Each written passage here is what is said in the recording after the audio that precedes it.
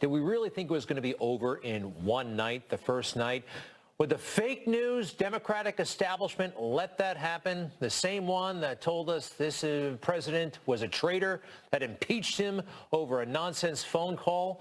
How about Russia, Russia, Russia? They waged that. How about this? They never give him credit for just about anything. Now, let's think for a moment. Everything that the president has overcome in his presidency, a lot. Just one of these episodes, one of them, like the niece writing the book or the porn star or anything, would have killed, literally killed, a normal politician, okay? For President Trump, he just brushes it off and goes back to work for the American people. Do we really think that a guy like Joe Biden is going to stop this president? I don't believe so. And a couple of things came through to me last night, just kind of watching the returns and thinking about our president and thinking about Joe. You know, if he goes down, and I believe he will, one of the things that will be written in his political obituary, he never adequately addressed the situation with Hunter Biden. Hasn't really talked about it. Just says there's nothing there, and then gets real angry, right? And the media, they never asked the most basic questions that should have been asked. He got to go on national television, debate stage after debate stage, and it was never asked basic questions like, is this laptop Hunter Biden's? Did you actually arrange that meeting with the Burisma executive?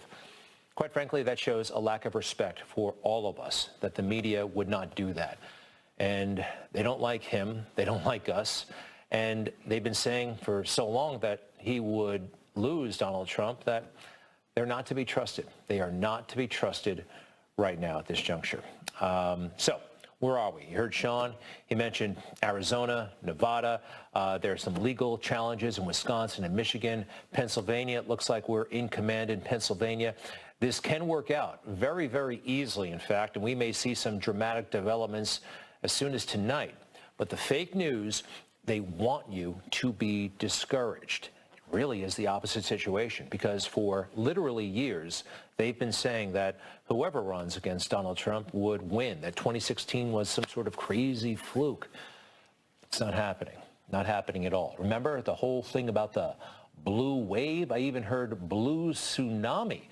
But blue wave was what they really talked about. It would take out Trump. It would take out all of his supporters on Capitol Hill. This is from last month. Watch.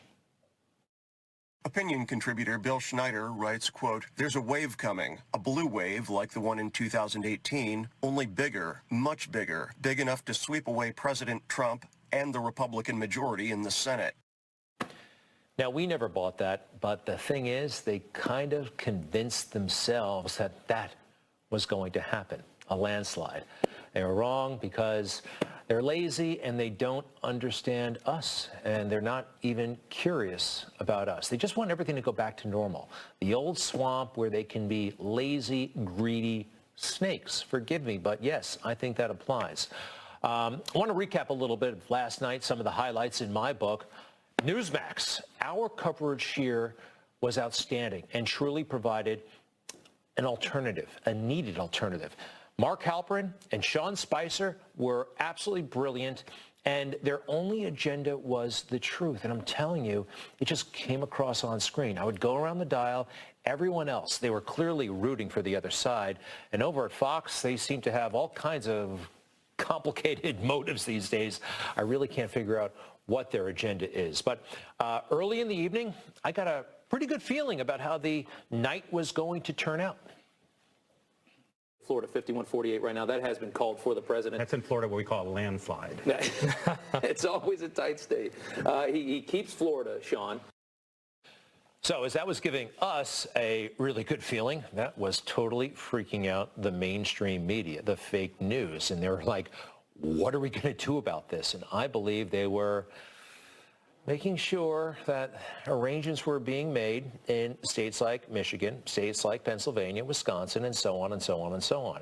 But Florida, the numbers were so big they couldn't deny it, even though they tried. I don't know if they were buying themselves time, but that was about 8 o'clock that NewsMax called Florida for Donald Trump. NBC did not do it until well after midnight. And by the way, the whole vibe over there was like a funeral. We've got a big call to make. It's official now. NBC projects Florida goes to President Donald Trump. We've been watching this all night. We've been very careful, but this is going to go into the Trump column, an absolute must-win for him.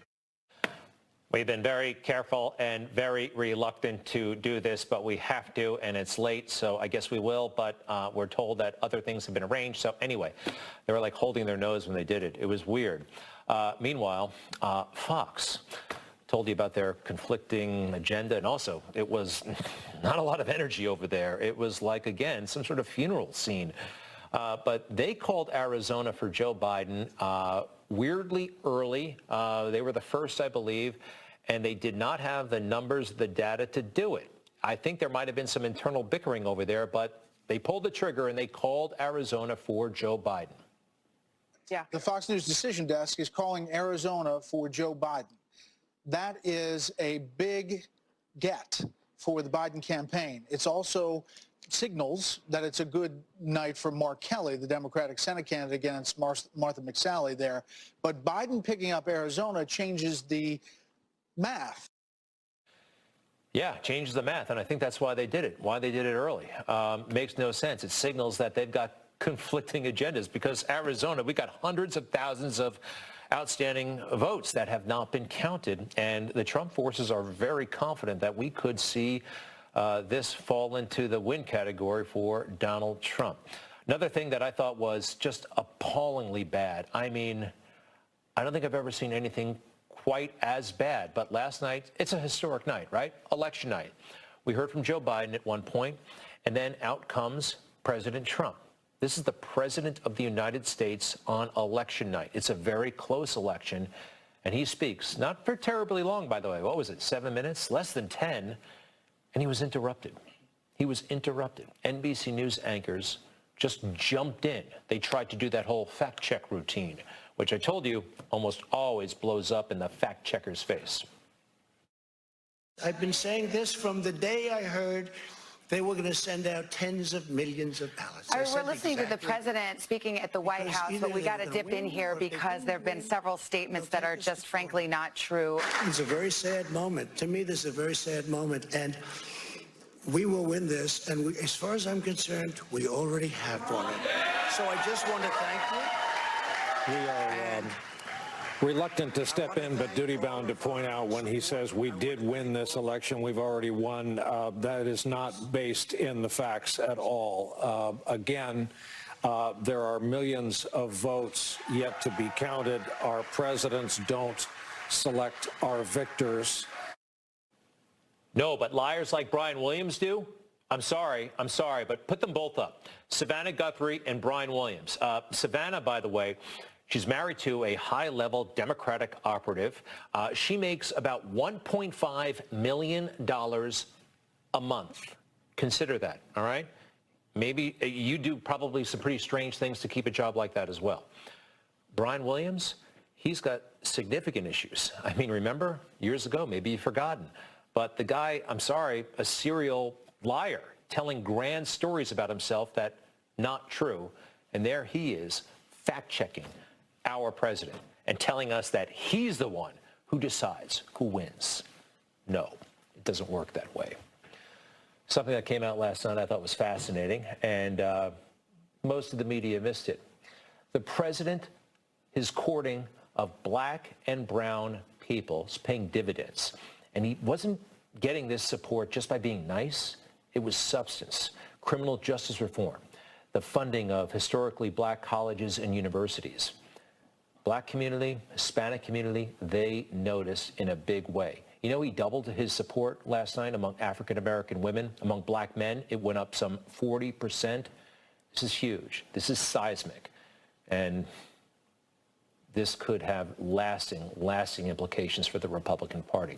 He also, I think, won a majority of Latinos in Florida. This is big, big stuff. And this is stuff that the media are not talking about right now. They just want to, they're up to all kinds of stuff. I'm convinced they can knock themselves out because I told you about all the obstacles our president has gotten through. There's a reason for that. I really think so. He's in God's hands. And all of this really is in God's hands. Did you see this photo? Came out a couple of days ago. It's not trick photography. That really happened. And I think it's absolutely beautiful, and it's significant. So, again, it's in God's hands. Don't worry. Be vigilant. We've got to be aggressive. We've got to defend our turf. But